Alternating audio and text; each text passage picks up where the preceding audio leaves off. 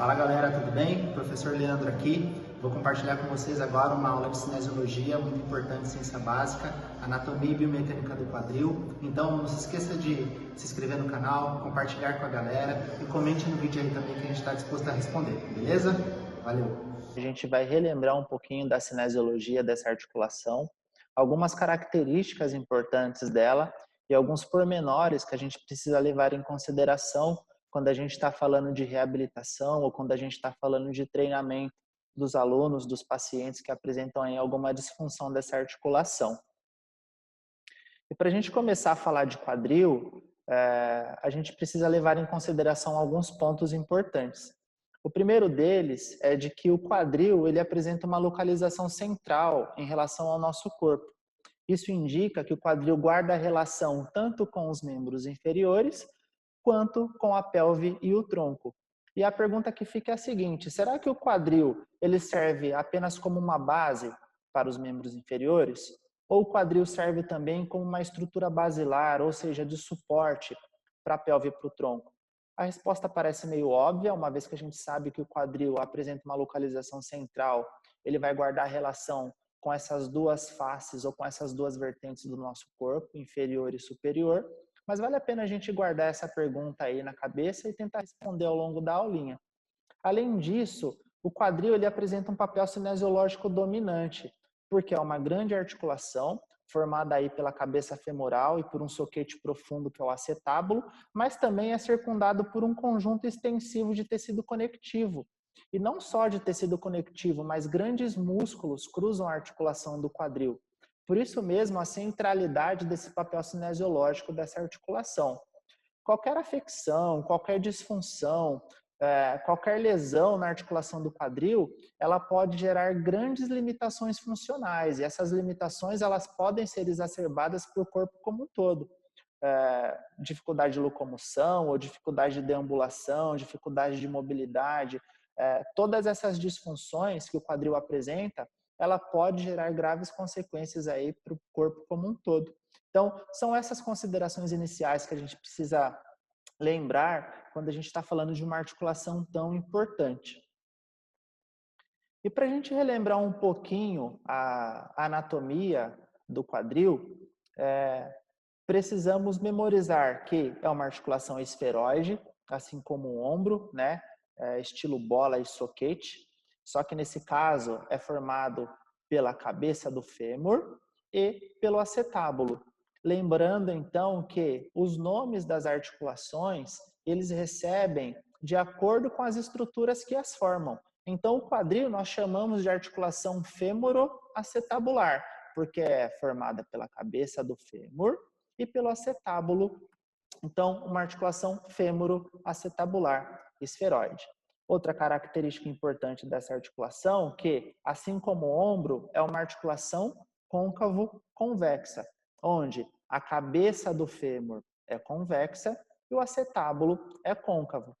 A importância de ser uma articulação côncavo-convexa se dá que nós precisamos lembrar, e principalmente aí para o fisioterapeuta que realiza mobilizações articulares, o princípio côncavo-convexo durante o processo de mobilização articular, ele precisa ser respeitado.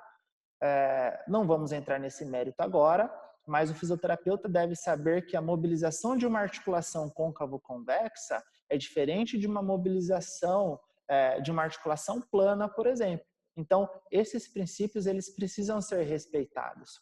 Além disso, vale lembrar que o acetábulo ele é formado pela pelve, que é o osso inominado, e a pelve é formada basicamente por 3 ossos: o ilho, o isquio e o púbis. A pelve anteriormente vai se ligar na sínfise púbica e posteriormente se ligar ao sacro. A responsabilidade ou os papéis da pelve são basicamente 3. Então, primeiro, a pelve apresenta ponto de inserção muscular, tanto para membros inferiores quanto para o tronco. Então, a primeira função importante da pelve é de funcionar como um ponto de inserção muscular. Como a gente falou lá no início que o quadril ele tem uma localização central, então a pelve apresenta ponto de inserção muscular tanto para os membros inferiores quanto para o tronco. Além disso, a pelve apresenta um papel importante de transmissão de carga, ou seja, toda a carga que o nosso corpo recebe de forma axial passa pela região da pelve, que tem a responsabilidade, então, de fazer a transmissão dessa carga para os membros inferiores. E, além disso, não menos importante, a pelve também serve como um suporte dos órgãos, principalmente aí os vesicais, intestinais e que tem a função reprodutiva. Tanto que a gente diz que a pelve menor feminina, por exemplo, é um segredo enorme aí para quem trata das condições viscerais, né? Então, relembrando, articulação esferoide, fêmuro-acetabular, formada então pela cabeça do fêmur e pelo acetábulo, é uma articulação côncavo-convexa, e esse princípio ele precisa ser respeitado durante o processo de mobilização articular, e o acetábulo formado então pela pelve, que é íleo, isquio e pubis, que vai se ligar anteriormente na sínfise púbica, posteriormente ao sacro, e que tem 3 funções básicas: inserção muscular, transmissão de carga e suporte das vísceras. Caminhando um pouquinho, a gente vai falar um pouco mais sobre isso nas próximas aulas, mas só para visualizarmos aqui, então, a junção desses 3 ossos, do íleo, do isquio e do pubis, formando basicamente aqui o acetábulo ou o anel acetabular, que é um soquete profundo. Ele não é uma superfície ou uma estrutura óssea pura, ele vai apresentar um anel de fibrocartilagem, que é o lábio acetabular, que vai ajudar na profundidade dessa cavidade e facilitar o acoplamento da cabeça do fêmur. E justamente vai fazer com que essa articulação ela seja mais estável. Então, diferente do ombro, por exemplo, o próprio lábio acetabular, o anel acetabular, essa conformidade anatômica já gera uma estabilidade para a articulação do quadril, diferente do ombro, por exemplo, onde a gente não tem uma profundidade da cavidade glenoide suficiente para gerar uma estabilidade proveitosa, digamos assim. Então, as estruturas musculares ali, o manguito rotador, tem um papel básico, né, para a estabilização daquela articulação.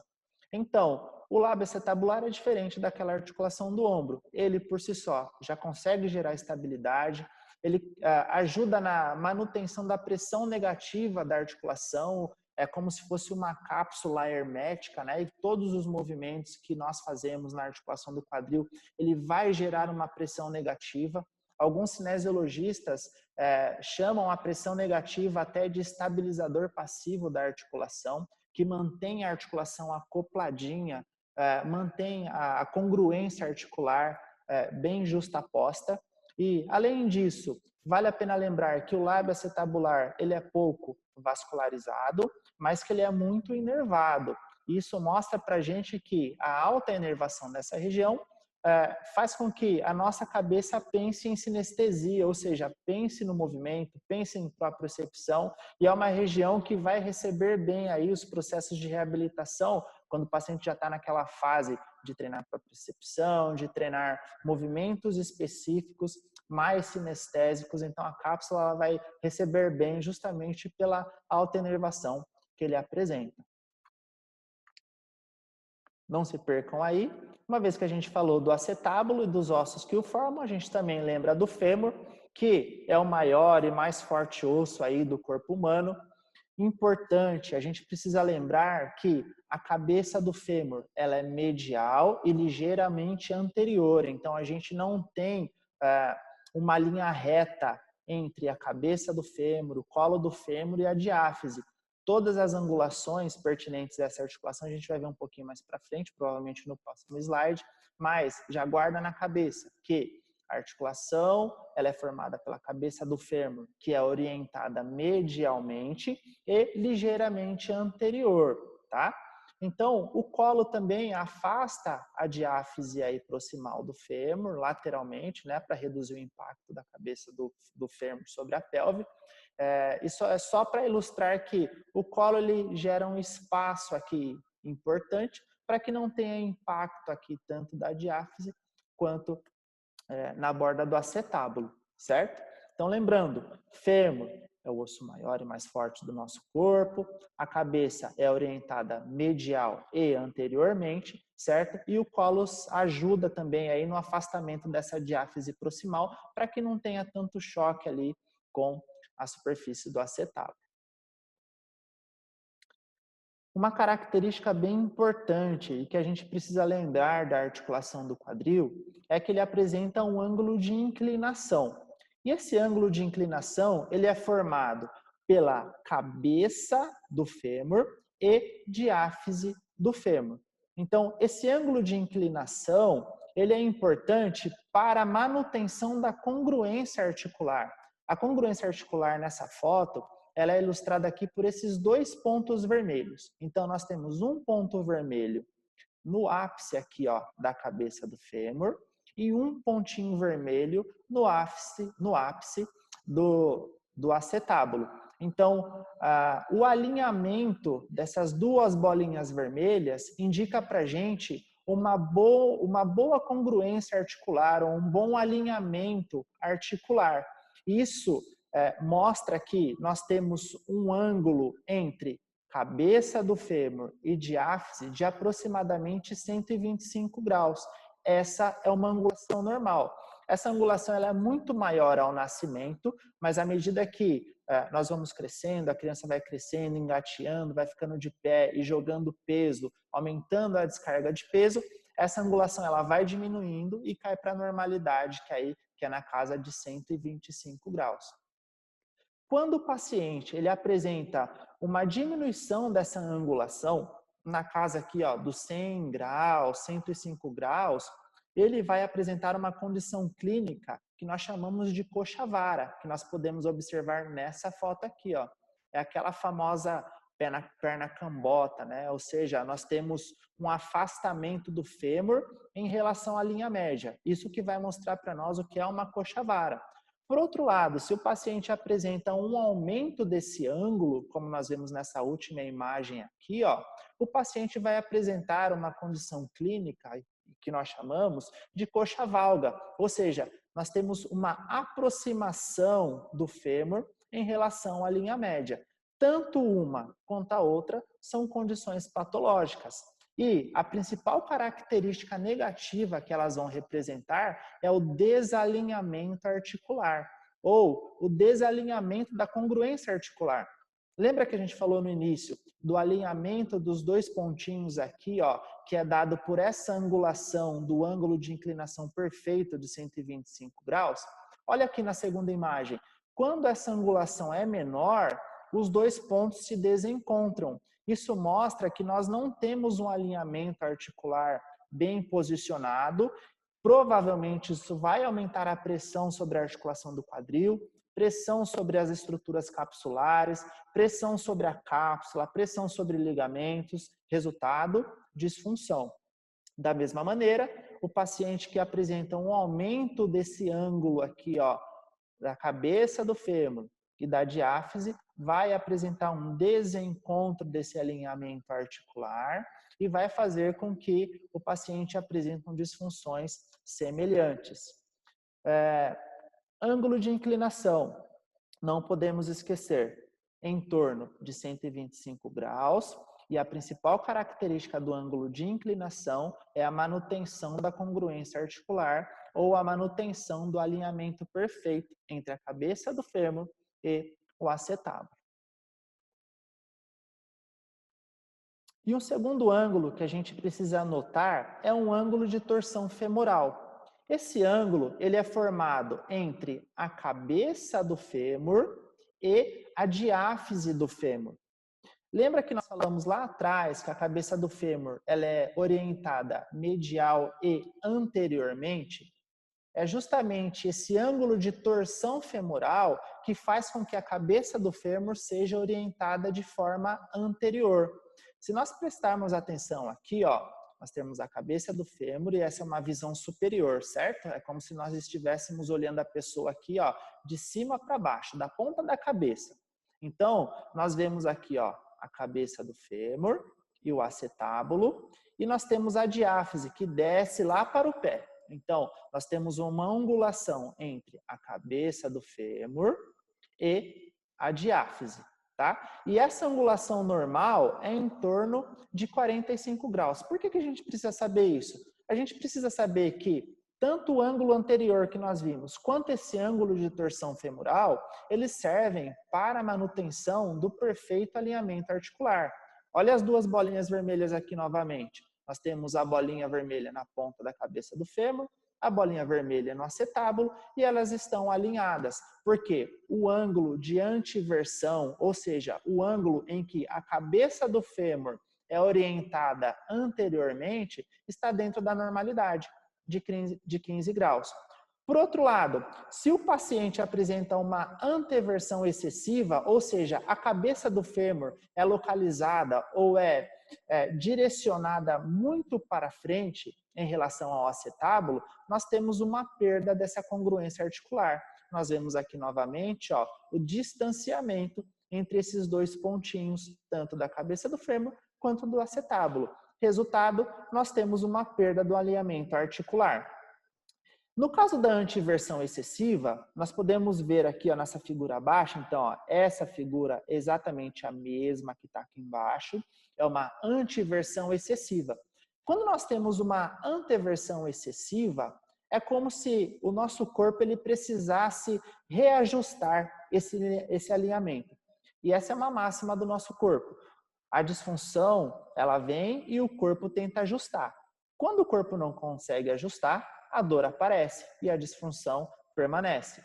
Nesse caso, nos casos em que o paciente pode apresentar uma anteversão excessiva, a estratégia do corpo é gerar uma rotação interna do quadril, justamente para trazer de volta a congruência articular. Então, calma, vem comigo. O paciente apresenta uma anteversão excessiva, resultado, desalinhamento articular, perda da congruência. Qual é a estratégia do corpo? Gerar uma rotação interna. Perceba que agora o pé está rodadinho mais para dentro. E o que aconteceu com as bolinhas vermelhas? Se juntaram novamente. Se juntaram novamente porque estão normais? Não, porque a rotação interna que a estratégia do corpo utilizou levou à congruência articular e o alinhamento articular novamente. Então, só para ilustrar que toda disfunção, ela faz com que o nosso corpo tente se adaptar de alguma forma, certo? Além disso, além da anteversão, ou seja, que é o deslocamento anterior excessivo da cabeça do fêmur, nós podemos ter também uma retroversão, que é um deslocamento posterior da cabeça do fêmur em relação ao acetábulo, que também vai gerar um desalinhamento articular ou uma perda da congruência articular. Tanto a anteversão quanto a retroversão são condições patológicas que vão gerar uma disfunção que pode ser severa aí no caso dos nossos pacientes.